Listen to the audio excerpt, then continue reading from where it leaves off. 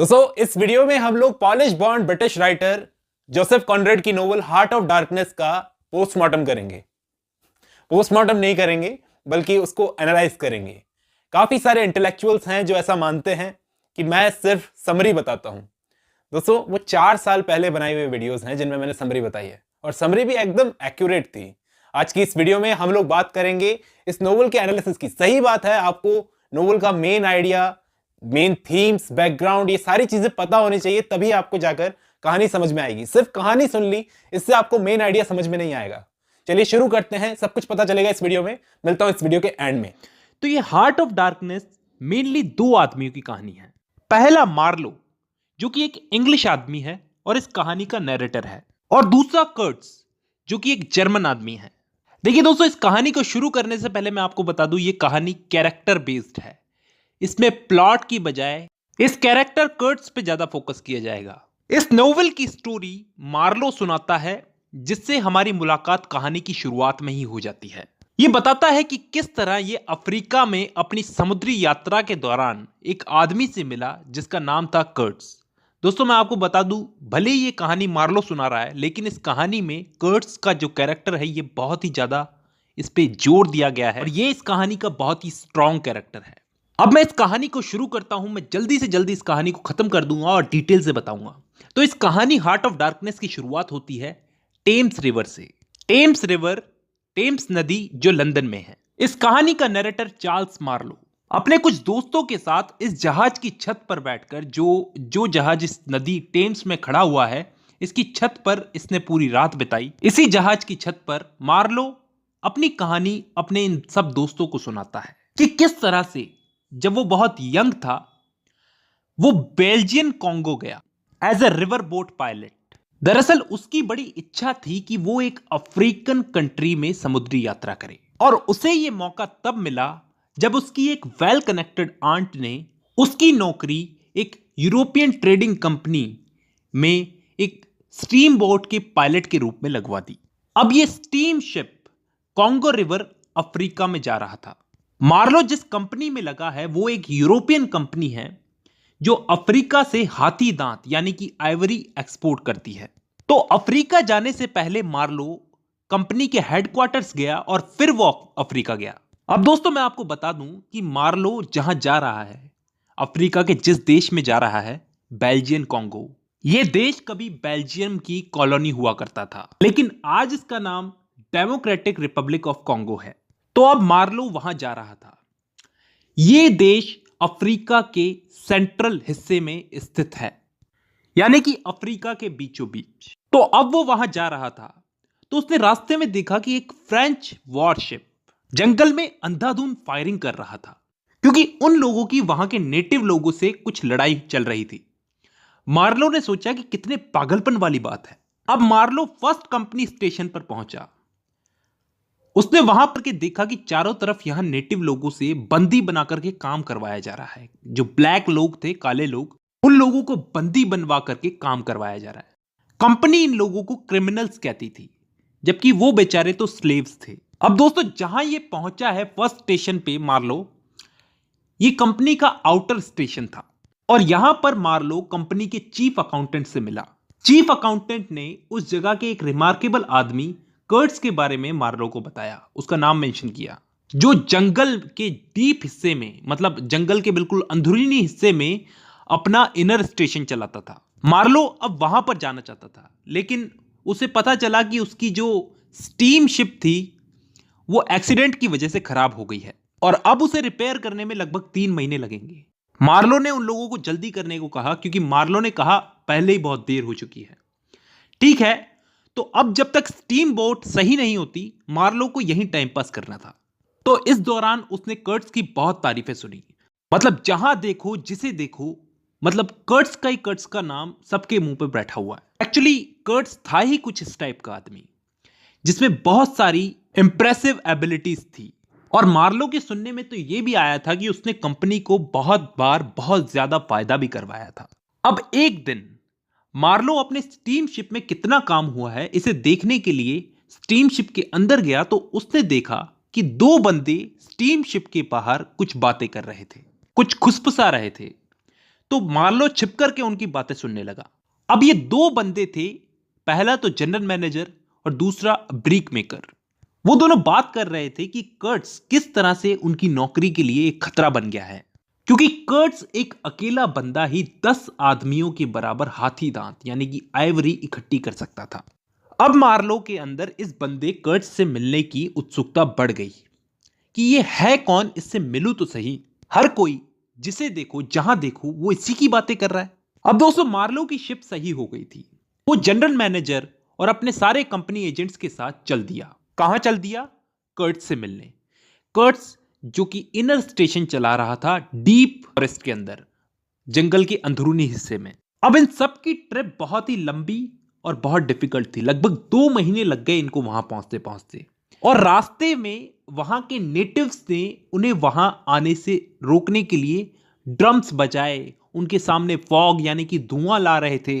वहां के नेटिव्स नहीं चाहते थे कि वो लोग वहां आए। ठीक है, जैसे ही वो इनर स्टेशन में पहुंचने वाले थे तभी उनकी स्टीम शिप पर वहां के नेटिव्स ने हमला कर दिया।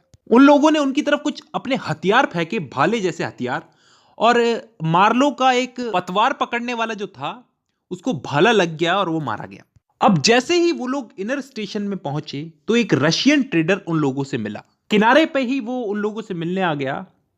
उसने उन्हें बताया कि कर्ट्स जिंदा है लेकिन वो बहुत बीमार है। अब जनरल मैनेजर तो कर्ट्स को लेने चला गया, लेकिन मार्लो उस रशियन ट्रेडर से बात करने लग गया। उस रशियन ट्रेडर ने मार्लो को बताया कि कर्ट्स अब यहां पर यहां के नेटिव्स के लिए, यहां के लोगों के लिए एक भगवान की तरह बन गया है।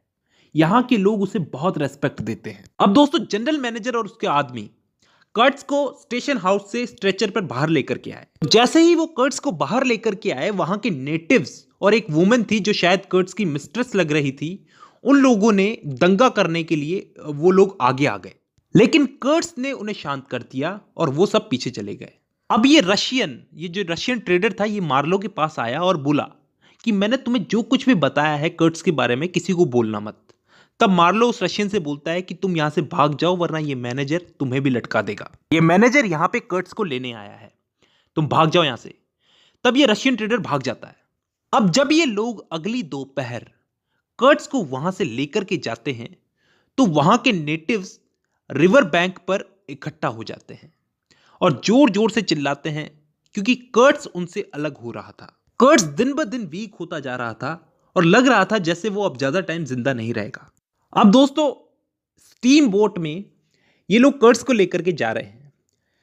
एक रात मार्लो कर्ट्स के रूम में गया, उसके कमरे में गया और उससे बात की। तो कर्ट्स ने मार्लो को कहा कि मैं मरने का इंतजार कर रहा हूं।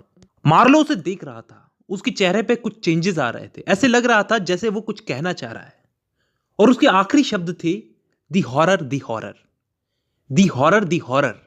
ये थे कर्ट्स के आखिरी शब्द। कुछ देर बाद जब सब लोग डिनर कर रहे थे तो एक लड़का उन सबके पास आया और उन सबको बताया कि कर्ट्स की डेथ हो चुकी है। तब सब लोग अपना डिनर छोड़ छाड़ कर उसे देखने भागे। मरने से पहले कर्ट्स ने अपने कुछ डॉक्यूमेंट्स, कुछ पेपर्स मार्लो को दिए थे, जिन्हें लेकर वो चुपचाप किसी को बताए बिना यूरोप चला गया। अब जब वो यूरोप आकर के रहने लगा है तो कर्ट्स के कुछ रिलेटिव्स उससे मिलने आए मार्लो से, जिनको मार्लो ने कर्ट्स के दिए हुए पेपर्स दिए। और जो सबसे लास्ट में मार्लो से मिलने आया था वो थी कर्ट्स की फियांसे, उसकी मिस्ट्रेस, जिसने मार्लो से कहा कि कर्ट्स एक बहुत ही अच्छा आदमी था, बहुत ही टैलेंटेड, बहुत ही मॉरल आदमी था। और उसने मार्लो से पूछा कि कर्ट्स के आखिरी शब्द क्या थे। तब मार्लो ने उससे झूठ कहा, उसने कहा कि उसके आखिरी शब्द तुम्हारा नाम ही थे। तब ये सुनकर के वो रोने लगी और ये कहानी यहीं खत्म हो गई। तो टेम्स रिवर में जहां मार्लो के दोस्त उसकी कहानी सुन रहे हैं, मार्लो ने उन्हें अपनी कहानी सुनाई, कहानी खत्म की और एकदम शांत हो गया। और यहीं पे दोस्तों हमारी कहानी भी खत्म हो गई। 1899 में, साल 1899 में, एक polish born British writer Joseph Conrad की एक किताब पूरी दुनिया के सामने आती है, जो एक कल्ट क्लासिक किताब बन जाती है। आज भी यूनिवर्सिटी में बच्चों को पढ़ाई जाती है। इसका नाम था हार्ट ऑफ डार्कनेस। इस राइटर ने अपने खुद के एक्सपीरियंसेस के अकॉर्डिंग इस वर्क को तैयार किया था। इससे पहले भी काफ़ी एक्सपेरिमेंट्स इसने किए थे, लेकिन ये जब बुक आई तो इसको क्रिटिकली काफ़ी सक्सेस मिली, क्योंकि बहुत कम एज में कॉनरेड खुद अनाथ हो गया था और अपने रिश्तेदारों की हेल्प से शिप्स में काम करना शुरू किया था। बड़ी मुश्किल से ब्रिटिश शिप्स के लिए इसको काम करने का मौका मिला और बाद में ब्रिटेन की सिटीजनशिप भी इसको मिल गई। नाम भी ब्रिटिश साउंडिंग के हिसाब से रख लिया। जो जोसेफ कॉनरेड है, ये नाम इसका पहले नहीं था, बाद में इसने अपना नाम अपनी साउंडिंग के हिसाब से, ब्रिटिश साउंडिंग के हिसाब से चेंज कर लिया। अब मैंने जोसेफ कॉनरेड के बारे में इतना ज़्यादा क्यों बताया बुक के बारे में बताने से पहले, क्योंकि दोस्तों इस राइटर के बारे में जानना आपको ज़्यादा ज़रूरी है इस बुक को पढ़ने से पहले, क्योंकि जिस टाइम पर जोसेफ कॉनरेड राइटिंग कर रहे थे ना, उस टाइम पर यूरोप लड़ रहा था कॉलोनीज़ के लिए, खास करके अफ्रीका के लिए। अफ्रीका पूरे यूरोप के लिए एक खजाना था। चाहे आप जर्मनी देख लो, चाहे ब्रिटेन देख लो, चाहे फ्रांस देख लो, सब के सब अफ्रीका पर जितना ज़्यादा हो सके अपना हक जमाना चाहते थे, अपनी कॉलोनीज़ बनाना चाहते थे, जिसको एक नाम दिया गया स्क्रैम्बल फॉर अफ्रीका। इस टर्म को नोट कर लेना, स्क्रैम्बल फॉर अफ्रीका क्या था। अफ्रीका को जितना ज़्यादा हो सके उतना ज़्यादा कब्जाने की कोशिश में लगे हुए थे यूरोपियंस। अफ्रीका एक ऐसा इलाका था जहां कोई भी स्पेसिफिक धर्म फॉलो करने वाले लोग नहीं रहते थे जो उनको बांध कर रखे।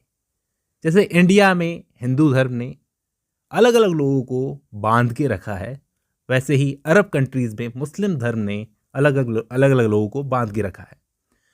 तो यूरोपियंस इन सब को तो कन्वर्ट नहीं कर पाए, लेकिन अफ्रीका में कबीले थे, वहाँ लोग बटे हुए थे छोटे छोटे ग्रुप्स में, इसलिए इनको मौका मिला यूरोपियंस को कि इनको कन्वर्ट कर लें, इनको सिविलाइज करने में ज़्यादा ध्यान, ज़्यादा फोकस डाला जाए। लेकिन इन सब के पीछे इनकी एक चाल थी इनको लूटने की। ये सब आज हमें पता चलता है। और उन्हीं अफ्रीका की कॉलोनीज़ में एक जगह थी बेल्जियम कॉन्गो, जहाँ पर ये नोवेल सेट है। दोस्तों इस इलाके की बहुत ज़्यादा हालत ख़राब थी। जोसेफ कॉनरेड जो इस बुक के राइटर हैं, वो खुद एज अ पायलट, एक स्टीम बोट के पायलट की तरह वहाँ पर काम करके आए थे। उन्हीं के एक्सपीरियंसेस के अकॉर्डिंग इस नोवेल को लिखा गया है। बेल्जियन कॉन्गो, जिसका सच में यूरोपियंस ने बहुत बुरा हाल करके रखा था, वहाँ पर नेटिव अफ्रीकन्स लोगों को मतलब इंसान ही नहीं समझा जाता था। ये नोवेल कॉलोनाइजर्स की उसी हिपोक्रेसी को दुनिया के सामने हाईलाइट करती है, क्योंकि आप ध्यान देना, ये कॉलोनाइजर्स अपने यूरोप में ऐसा बोलते थे, यूरोपियंस को, अपने लोगों को ऐसा बोलते थे कि अफ्रीका से हमें कच्चा माल, पैसा तो आएगा ही आएगा, लेकिन हम लोग अफ्रीकन लोगों को जो कि जानवर की तरह रहते हैं, उनको सिविलाइज भी तो कर रहे हैं, पुण्य का काम भी तो कर रहे हैं ना। तो हार्ट ऑफ डार्कनेस उन्हीं यूरोपियंस को जो ऐसा समझ के बैठे कि हमारे लोग वहाँ पर जाके लोगों को सिविलाइज कर रहे हैं, उनको बताती है, पर्दाफाश करती है कि उनके लोग वहाँ पर क्या कर रहे हैं। दोस्तों जितना तो इस नोवेल को तारीफ़ें मिली है, उससे बहुत ज़्यादा इसको क्रिटिसिज्म मिला है। पहली चीज़ मैंने आपको बता दी कि ये लोग क्या करते थे वहाँ पर जाकर। दूसरी चीज़ ये कि नोवेल पढ़ते वक्त हमारे जो साथी बच्चे हैं उन सबको लगता है कि राइटर कॉलोनाइजेशन के डार्क साइड को दिखाएगा, लेकिन यहाँ पर राइटर कुछ और ही दिखाने की कोशिश करता है। हमें जब पता चलता है कि यहाँ पर राइटर क्या दिखा रहा है, जो वाइट लोग यहाँ पर इन लोगों को कॉलोनाइज करने आए ना, ब्लैक लोगों को, उन वाइट लोगों की आत्मा पर क्या असर पड़ता है जब वो अपना देश छोड़कर अफ्रीका में जाते हैं, तो वो लोग कितना चेंज हो जाते हैं। जोसेफ कॉनरेड उन्होंने ज़्यादा अटेंशन इस बात पर नहीं दिया कि अफ्रीकन्स मर रहे हैं, वो लिविंग बींग्स हैं, उनको मारा जा रहा है, उन पर इतना अत्याचार हो रहा है। इसलिए दोस्तों ऐसा कहा जाता है कि ये नोवेल अलग है। चिनुआ अचेबे का नाम सुना है ना आपने? हाँ, अफ्रीकन राइटर, एक ब्लैक राइटर जिन्होंने जोसेफ कॉनरेड को एक लेक्चर के दौरान ब्लडी रेसिस्ट बोला था। तीसरी चीज़ ये कि ये नोवेल यूरोपियन सिविलाइजेशन के खोखलेपन को दिखाती है।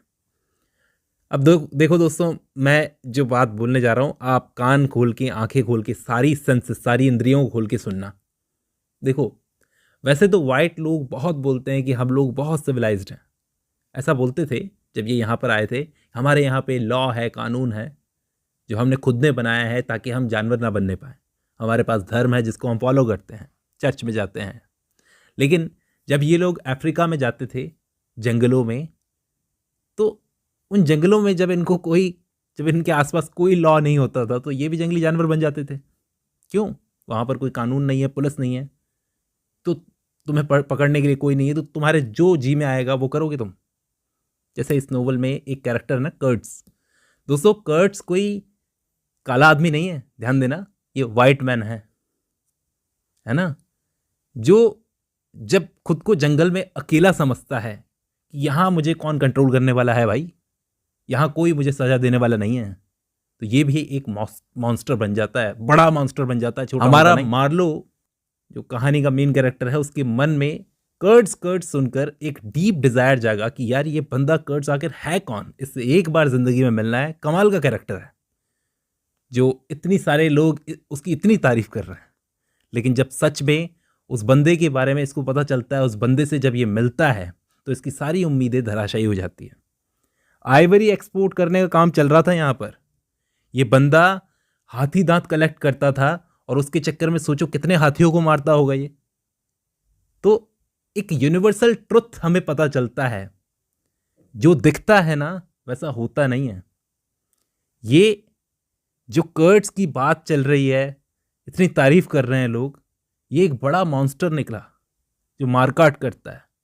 ये हीरो की तरह समझकर आया था, उसकी सारी उम्मीदें धराशायी हो जाती है। लोग इनको अनसिविलाइज्ड बोल रहे हैं, ब्लैक लोगों को। हम कहाँ तक सिविलाइज्ड हैं? उसे पता चलता है कि इंसान के दिलों में एक डार्कनेस है।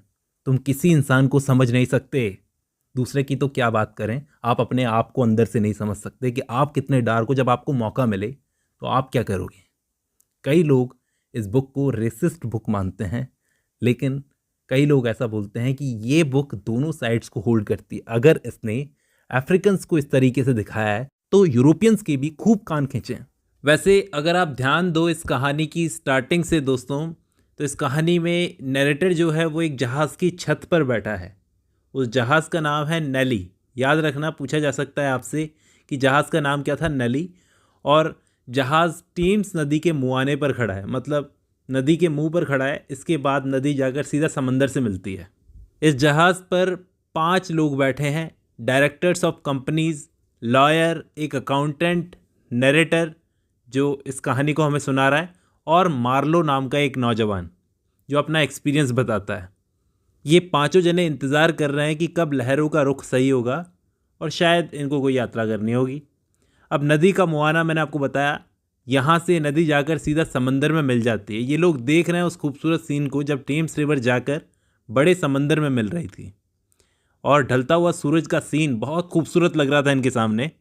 हमारा नैरेटर इस सीन को देखकर बोलता है कि ये वो रास्ता है जब टेम्स रिवर जाकर सीधा समंदर में मिलती है, ये वही रास्ता है। न जाने कितने ही इंग्लिश लोग पूरी दुनिया में इसी रास्ते से गए होंगे, पूरी दुनिया जीतने, अपने साम्राज्य का झंडा पूरी दुनिया में लहराने। तभी अचानक उन 5 में से वो मार्लो जो बंदा था, नौजवान, उसने अपनी चुप्पी तोड़ी और बोला कि कभी इंग्लैंड भी उन डार्क प्लेसेस में होता था जिसे जीतने के लिए रोमन्स यहाँ पर आए थे। कितनी गहरी बात है दोस्तों कि इंग्लैंड जो बाकी जगहों को डार्क प्लेस समझकर जाता था उनको सिविलाइज करने के लिए, कभी वो भी तो एक जंगल ही हुआ करता था जहाँ पर रोमन्स आए थे।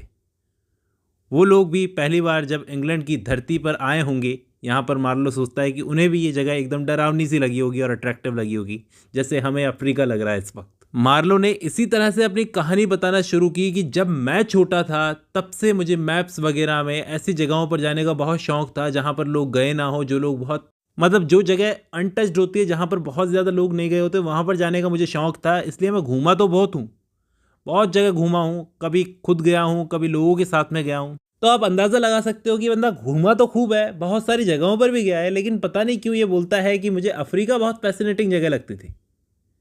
खासकर मुझे इसकी पावरफुल रिवर जो कॉन्गो है उसे देखना था, ऐसा बोलता है अपने साथियों को। इसलिए मैंने फिर अपनी आंटी से कहकर जैक लगवाई और अफ्रीका में काम करने वाली एक कंपनी में स्टीम शिप ऑपरेटर की जॉब मुझे मिल गई और मैं वहाँ चला गया। देखो यहाँ पर मार्लो का जो कैरेक्टर है ये यूरोपियंस के उतावलेपन को सिंबलाइज करता है कि अफ्रीका बिल्कुल नई जगह थी और जो भी ऐसे काम करते थे उनको बहुत एक्साइटमेंट रहती थी अफ्रीका जाने के लिए। क्योंकि मार्लो एक ऐसा बंदा है, वो खुद बताता है इस नोवेल के अंदर, जो आज तक किसी के सामने किसी से भी हेल्प नहीं मांगी, फर्स्ट टाइम अपनी आंटी से हेल्प मांगी कि उस कंपनी में इसको काम दिलवा दे, और उस कंपनी ने भी तुरंत काम पर इसको लगा लिया ये सोचकर कि यार ये काम आ जाएगा बंदा। ऐसा क्यों? कंपनी ने तुरंत इसको हायर क्यों कर लिया? क्योंकि कंपनी को भी एक कैप्टन की ज़रूरत तो थी ही, क्योंकि इससे पहले वाला कंपनी का जो कैप्टन था उसका नाम था डेन। वो अफ्रीका में बेमौत मारा गया था। अफ्रीका में किसी गांव के मसले में वो पड़ गया था, किसी बंदे को उसने मारा और उस बंदे ने उसको मार दिया। मतलब उन अफ्रीकन लोगों में से एक ने डेन को मार डाला। इसके बाद मार्लो बताता है कि उस गोरे आदमी की मौत का इतना डर फैल गया गांव वालों में कि रातों रात उस गोरे आदमी की मौत के बाद में रातों रात वो गांव खाली हो गया। और डेन की ये कहानी सुनने के बाद मार्लो को एक बात तो साफ हो गई कि अफ्रीका जो जगह है वहाँ जाकर गोरे लोग पागल हो जाते हैं। एक तरह से उन्हें कुछ भी करने की खुली छूट मिल जाती है। इसके बाद मार्लो ने अपने शुरुआती एक्सपीरियंस को ठीक से बताया डिटेल से कि मैं गया था कंपनी के हेडक्वार्टर्स में जो शहर में बना हुआ था। वहाँ हेडक्वार्टर में जाकर रिसेप्शन पर 2 औरतें बैठी हुई थी, एक मोटी थी एक पतली थी, दोनों स्वेटर बुनने का काम कर रही थी। वहाँ मार्लो ने देखा कि एक रंग बिरंगा नक्शा था अफ्रीका का।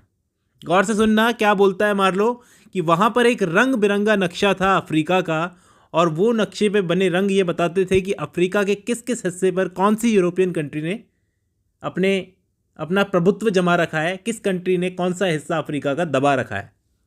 खैर, इसके बाद मार्लो कंपनी के हेड से मिला और हेड ने इसको डॉक्टर से मिलने की सलाह दी। फिर ये डॉक्टर से मिलने गया। डॉक्टर ने इससे पूछा क्या तुम्हारी फैमिली हिस्ट्री में किसी को भी पागलपन जैसी बीमारी तो नहीं रही है ना? क्या पूछा डॉक्टर ने कि तुम्हारी फैमिली हिस्ट्री में किसी को भी पागलपन जैसी बीमारी तो नहीं रही है? ऐसा इसलिए क्योंकि जिस जगह पर तुम जा रहे हो ना, मतलब अफ्रीका, वहाँ पर चेंजेस बॉडी में नहीं आते बेटा, वहाँ पर चेंजेस आते हैं दिमाग में। तो तुम्हारा मेंटली स्ट्रांग होना बहुत ज़रूरी है अफ्रीका जाने से पहले। अब क्या ये बात सही है कि अफ्रीका जाने से पहले यूरोपियंस को मेंटली स्ट्रांग होना बहुत ज़रूरी था, उनको डॉक्टर से मिलवाया जाता था? अगर एक ऐसा इंसान इस नोवेल को लिख रहा है जो खुद ये सब एक्सपीरियंस करके आया, मतलब जोसेफ कॉनरेड, तो ये बात सही होगी। फिर इसके बाद अफ्रीका रवाना होने से पहले मार्लो अपनी चाची से मिला, अपनी आंटी से, जिसने उसको लगवाया था इस कंपनी के अंदर। विदाई लेते टाइम पर एक आखिरी बातचीत हुई चाची और भतीजे में, और उस मोटी चाची ने जाते वक्त अपने बच्चे से बोला कि मेरे बच्चे, मुझे उम्मीद है कि तुम अनसिविलाइज्ड अफ्रीकन्स को अच्छे से सिविलाइज करोगे। यहाँ मार्लो ने अपनी आंटी से बोला कि आंटी मैं व्यापार करने जा रहा हूँ, मिशनरियों के काम पर नहीं जा रहा हूँ जो मैं वहाँ जाकर अफ्रीकन्स को सिविलाइज करूँगा। तो मार्लो की आंटी की ऐसी सोच हमें ये दिखाती है दोस्तों कि ऐसे यूरोपियंस जो उस वक्त अपने देशों से बाहर नहीं गए थे, उनके लिए बाकी दुनिया अनसिविलाइज थी, जिन्हें उनके जवान बच्चे जाकर सिविलाइज कर रहे थे।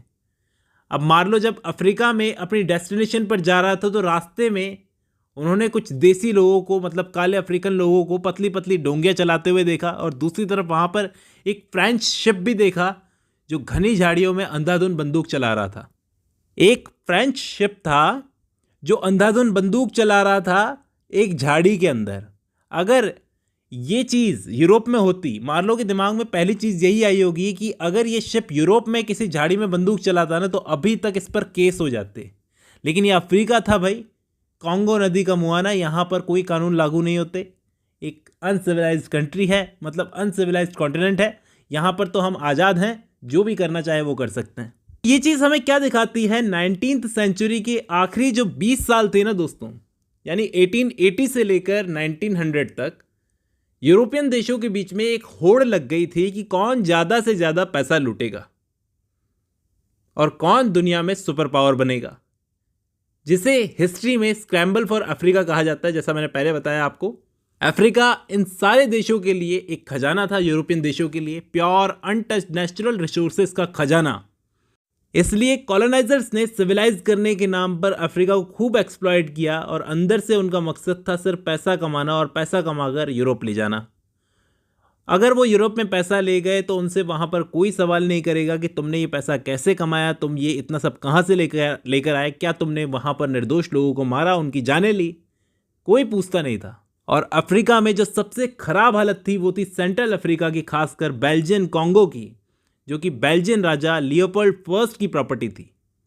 आप अगर अफ्रीका के नक्शे पर देखोगे तो आप देखना दोस्तों, ऐसा लगता है जैसे ये नक्शा स्केल लेकर बनाया गया है। एक स्केल, एक पट्टी रख के उस पर लाइन खींची गई है।